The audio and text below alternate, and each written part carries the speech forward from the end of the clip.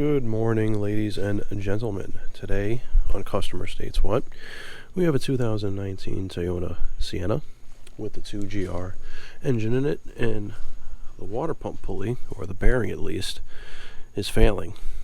Damn near failed. Damn near fell off. It's making so much noise.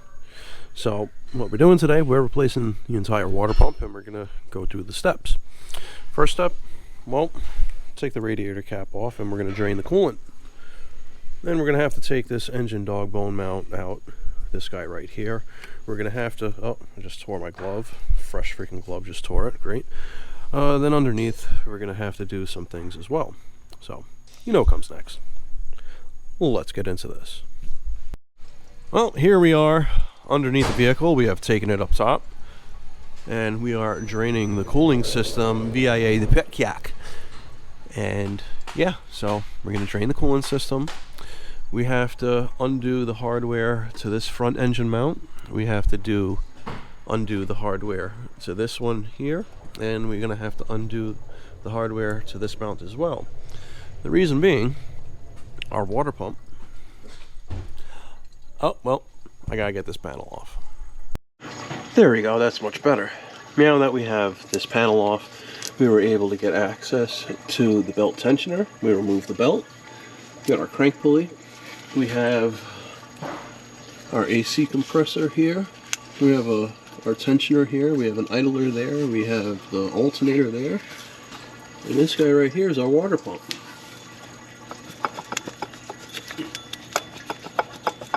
You can see the movement in the pulley. The bearing has failed or is about to completely fail. So we got to get that water pump out. But first, we got to tighten, or excuse me, we got to loosen all of the mounting bolts to the pulley so we can remove the pulley.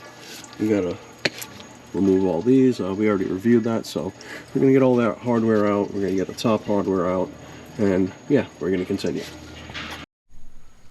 Alright, so we have the top engine mount and the dog bone and the mounting to that off of the engine. We have all of this side, and the one in the back over here down below. Those motor mounts are loose. And we have a big 4x4 right underneath the oil pan supporting it. So when we lower the vehicle,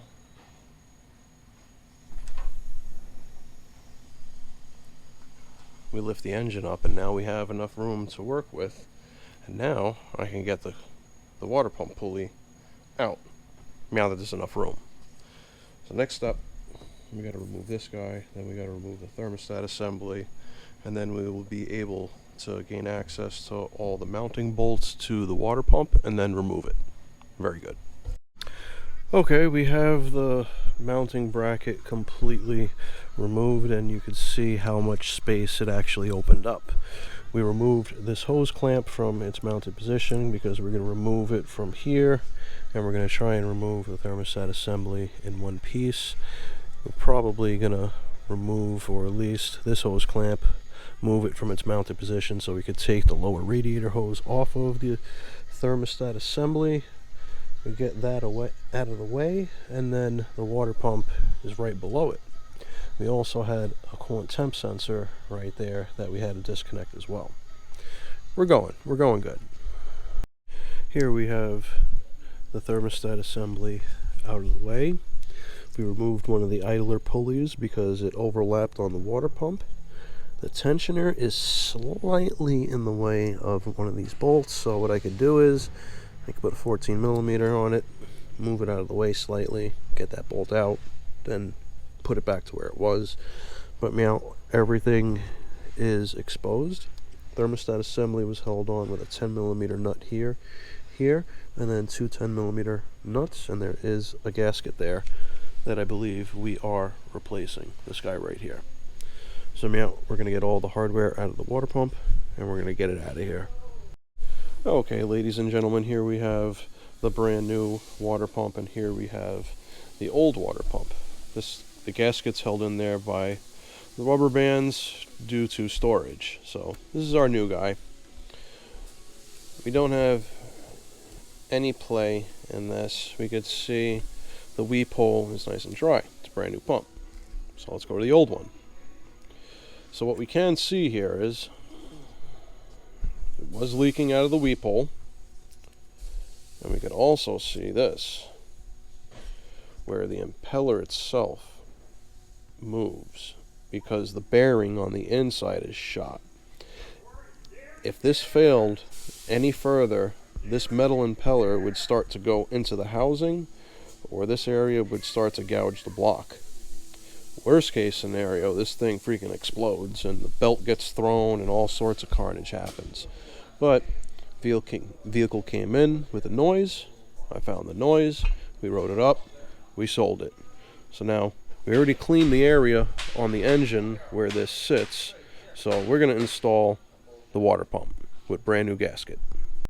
Here we are at the engine bay, and we can see that the surface is clean and ready for the new gasket and the new water pump. So now that we have the brand new water pump all installed and torqued to spec, the 10 millimeter bolts were 11 Fig Newtons, the 12 millimeters were 21 Fig Newtons, and the 14 millimeters, the 14 millimeters were 43 Fig Newtons. Now, since we already have all that on, we installed our idler pulley, and since we still have the engine supported at an angle, before we install the thermostat, we're going to install the water pump pulley. As we can see, we have more than enough room to do so. Boom. Very good. Okay, now we have the thermostat assembly all torqued up to Fig Newton specifications. We still have to install the lower radiator hose right here. We already have our drive belt on. I didn't plug in the coolant temp sensor yet because we still have to install the engine mount bracket right around here, and that thing has all types of different length bolts. I had to maneuver, or I had to persuade the AC lines just a little bit to get the bolts out, but yeah, it was a struggle going out, and watch it be a struggle going in. And yes, that is a giggity.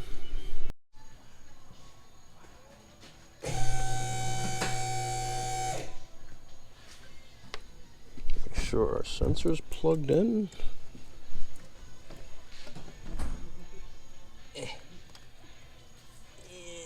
I should have did it before I moved the engine back.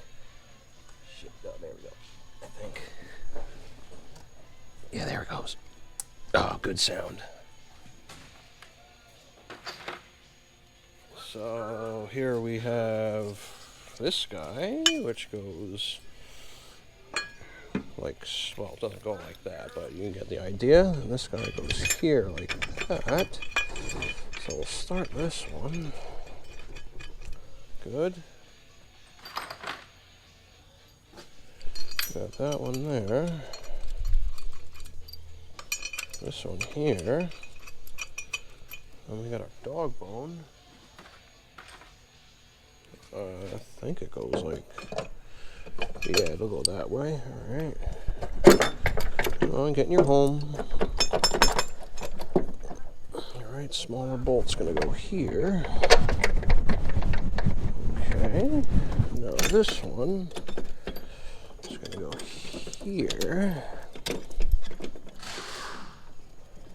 Alright, they're all started. Very good. We're going to send these home. We got the 212s there. Alright. Alright. Yeah, very good.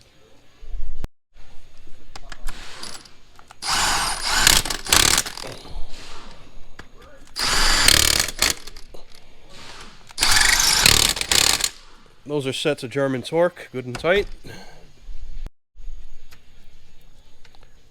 Get this one going, got that one going. Alright, we'll tighten those, tighten these, get the lower radiator hose back on, and then we could fill the coolant, pressure test, and then we could lift the car back up and tighten all the engine mounts down. Okay, ladies and gentlemen, we have a cooling system vac filler. So what this exactly does, it puts the cooling system under a vacuum.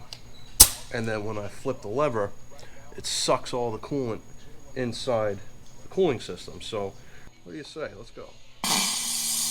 Yep, there we go. Alright, we're going to wait until it gets to about 25 inches of mercury. And then we're going to hit this lever and it's going to suck the coolant in.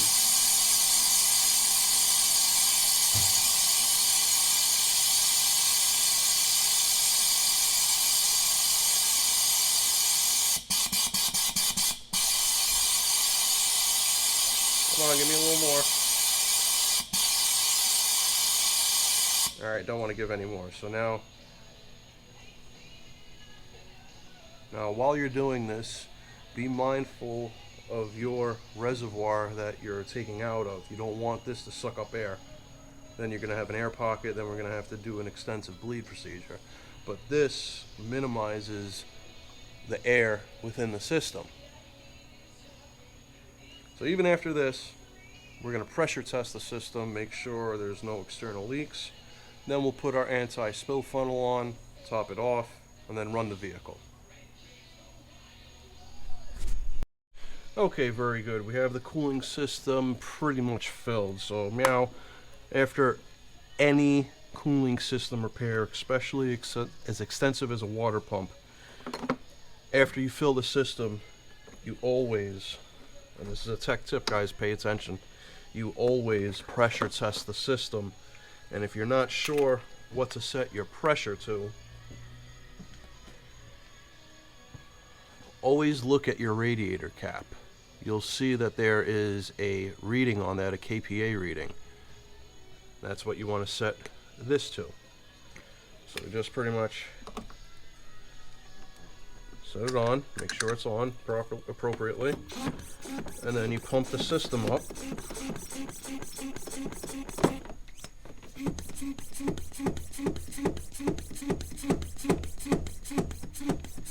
To the appropriate value, and believe it or not,